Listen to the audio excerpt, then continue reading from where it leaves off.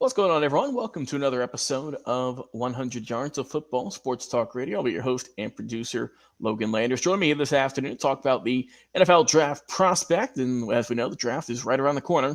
Matthew Golden is our subject today, the wide receiver out of Texas. Help me out to break him down and talk about what we like about his skill set and maybe where he might go. It's going to be my guy, Brian LaBelle. Brian, what's going on, man? Let's talk about Matthew Golden. What do you like about this young cat out of Texas? Hook 'em horns. 4.2940 is pretty good. That's pretty good, yeah. That's very usable speed. He's one of those guys too, where a lot of times the speed demons maybe don't have the best numbers as far as catches. Like, hey, you're kind of a one-trick kind of guy. Run down the field. If you can beat your guy over the top, that's awesome. But you're only going to do that 2 or 3 times a game. I know John Ross. Remember, he was the talk of the town Yeah. when he ran that 4.240. It was like, man, this kid's going to be unstoppable at the next level, and nothing really translated from it because you got to be able to do everything else, right? You got to be able to run the route tree, got to have good hands, got to be able to show that you can do it against good competition. And Matthew Golden did that last year at Texas. He was a phenomenal piece of their offense.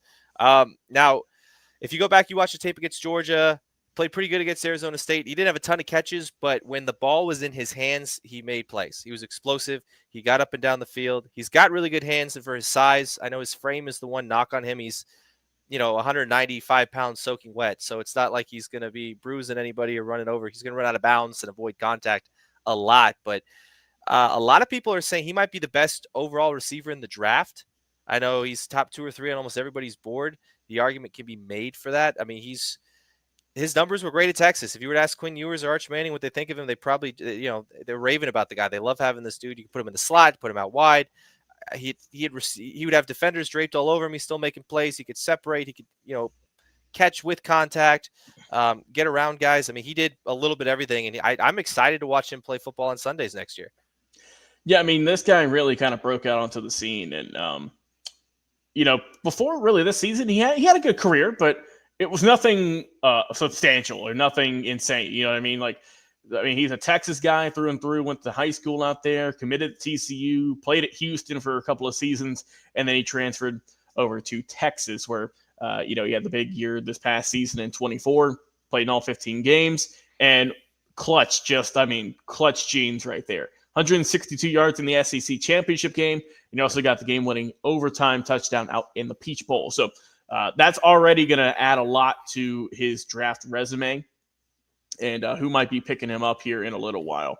But, I mean, he's, like I say, he's 6 foot, around 195, great speed. I mean, that's going to bump him up draft boards already. And, I mean, like I said, he can produce multiple 100-yard games against really good matchups here. We know Texas had a tough schedule and a good vertical threat guy who doesn't drop a whole lot of passes, who is just a kind of a go-getter.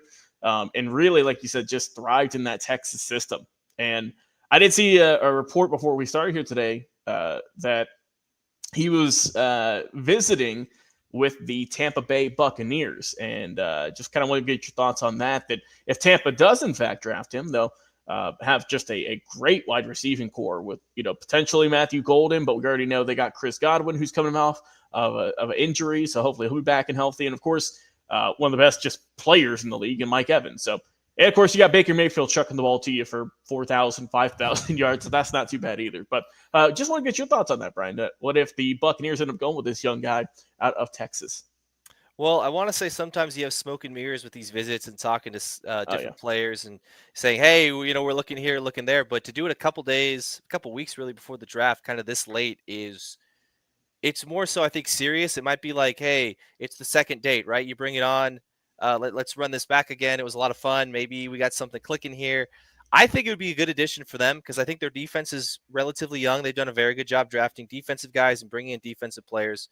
They got a ton of depth there. Bringing a guy like Matthew Golden to play alongside Evans, to play alongside Godwin, and not just play alongside, but learn from them. Because Mike Evans, I mean, what more could Mike Evans do in his career, right? Right now he's playing because he loves the game of football. I'm sure I think he's close to $20 million a year. That probably has something to do with it as well. But to have a guy come in like Golden who can learn from them, who can grow and understand, hey, this is, maybe what you did here and you learned this, but this is how you do it at the next level. This is what I've done to help my longevity. This is what I do to give my quarterback a better target on this route, and et cetera, right? You're having a vet in the building. We talk about it with a lot of these young guys, having a good veteran experience, having good coaching staff that can teach you the ways and help you understand what it takes, not just to be, a good receiver, but a great receiver at the next level, or a great player at the next level. And I think if he were to go to Tampa, I think it'd be a good fit for him, because I think Tampa would be able to use him a lot, kind of get him to feel comfortable, right? Because they have receivers they can plug and play anywhere. So if, hey, you feel more comfortable in the slot, we'll play you there. Outside, we can play you there, because it really doesn't matter. He gets to learn from two of the best. Like you said, Baker's throwing the ball around the yard right now. I think that makes Tampa, that'd be a scary offense, honestly. Mm-hmm. Yeah, I mean, and us being in the same division as them with the Falcons and the Bucks, that'd be horrible. I think, for all the Falcons fan, that wouldn't be a welcome sight. But yeah, I think kind of fit wise, it would look really good. Like I said, especially just about maybe just over 10 days before the draft. So I mean, it's right around the corner, and the fact that they're visiting this late is kind of telling, perhaps. But so I mean, if he does end up going there on draft night, that won't shock me at all. But just some kind of more things I like about this guy, Brian, is that, God, he's a great route runner. He is just crisp. He's got just great, he can turn on a dime. He's got tremendous speed. If you're a defensive back or linebacker, whoever's guarding this guy, good luck. It's going to be a chore. It's going to be tough, because he's already going to have some of the best feet once he gets drafted wherever he goes. He's got just that good of skill tree and route running. He can get it done there. He's also shown that, if he's done some good work as a kick returner, not this past season, but 23, he had 2 touchdowns as a kick returner. So, I mean, honestly, it wouldn't surprise me that if they just like, hey, Matthew, you want to go out there and return some kicks? Well, yeah, sure. I might as well go out there and, like you said, show off that under 4.3 speed. So that could definitely happen as well. I mean, he's like I said, with him, he has had some injuries to the ribs, so he isn't going to be a physical threat in terms of going to get the ball. But he's not, like I said, he's not afraid to go up there and grab the ball or anything like that. But if he gets into heavy traffic, like I said, if they lead him into it, I get dinged up a little bit. But I mean, that's just kind of how it goes as a wide receiver.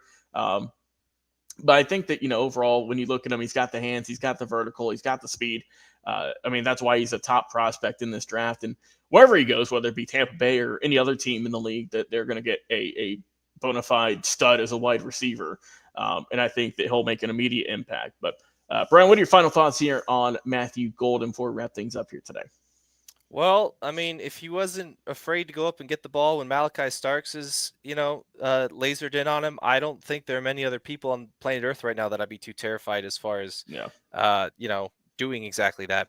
But whoever gets him, man, I know we talk a lot about, you can never have too many guys at specific positions. Wide receiver is one of those positions where you can never have enough guys. Players get hurt, guys miss games. You roll an ankle, boom, next guy up, and you should go and finish out this drive, even if it's nothing serious.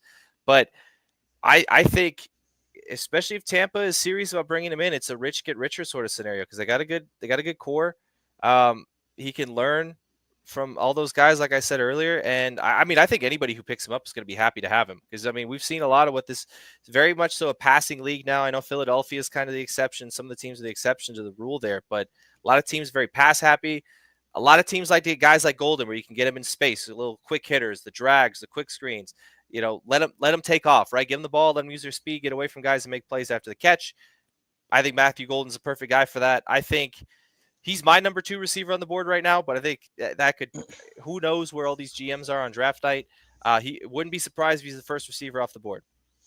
Yeah, I definitely think this is going to be a first-round talent here, just with how well he's played. He went to the big school. We know how well Texas played this past year. All the stars are there. And he was a big reason for their success on offense with how well he performed. And I definitely think, he'll get drafted sometime in the first round. Not sure where. Might be Tampa, might be somewhere else. Just kind of on where all the chips fall in the NFL draft. But I'm excited to see where he goes. I think that he's going to make a good impact. Like I say, he's got the great speed. He's got the good, just great solid hands as well. He can get some good separation. So anything you're looking for in a solid receiver, this guy is here. He checks all those boxes, no questions asked. But Brian, I appreciate you, man, coming on the show, talking about Matthew Golden, wide receiver out of Texas. I've been your host and producer, Logan Landers. Guys, until next time, check us out on Facebook and YouTube. We go live there every single week. Like, comment, share, and subscribe. And we'll talk to you on another